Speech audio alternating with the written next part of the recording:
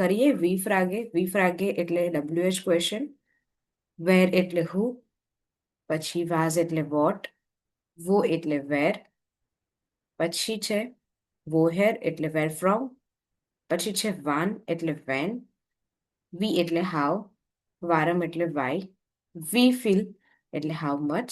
અને વી ફીલ એટલે how many. આટલી પ્રેક્ટિસ કરશો અને મેઇન છે ને આનું સેન્ટેન્સ સ્ટ્રક્ચર તમે યાદ રાખો ને એટલે તમને સેન્ટેન્સ બનાવતા ઇઝી થાય, ઇઝી પડે. તો આનું સેન્ટેન્સ સ્ટ્રક્ચર લખો. W word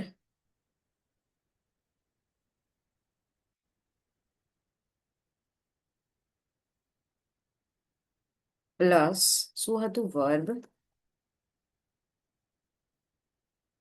plus subject plus અધર રેસ્ટ સેન્ટેન્સ.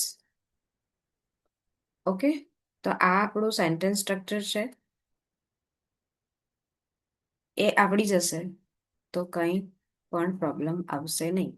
ઓકે, આ જે ક્વેશ્ચન છે ને એ આપણને બધા ક્વેશ્ચન કરેલા કે હુ આર યુ, તો હું કહું કે આઈ એમ લીઝા, ich bin લીઝા. પછી કોઈ મને પૂછે કે was machst du, તો શું કહું? ich trinke tea, ich trinke tea. where are you, તો ich bin ઘરે હોવ તો zu હાઉસ.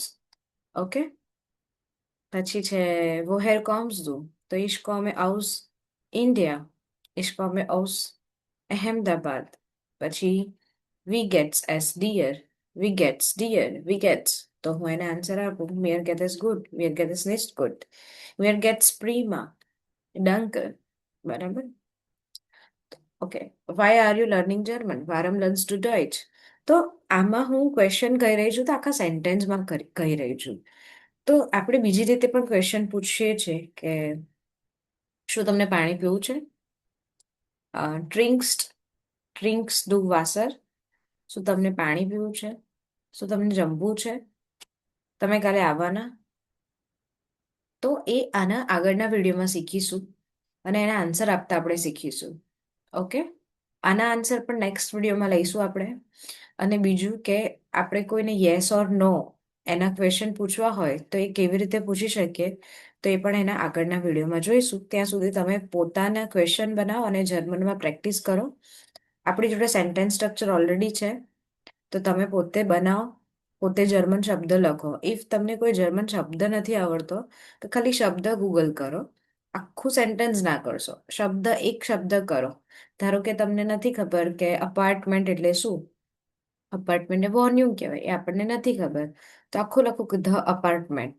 તો તમને જોડે જોડે એનું આર્ટિકલ પણ ખબર પડશે અને એને જર્મનમાં શું કહેવાય છે એ પણ તમને ખબર પડશે.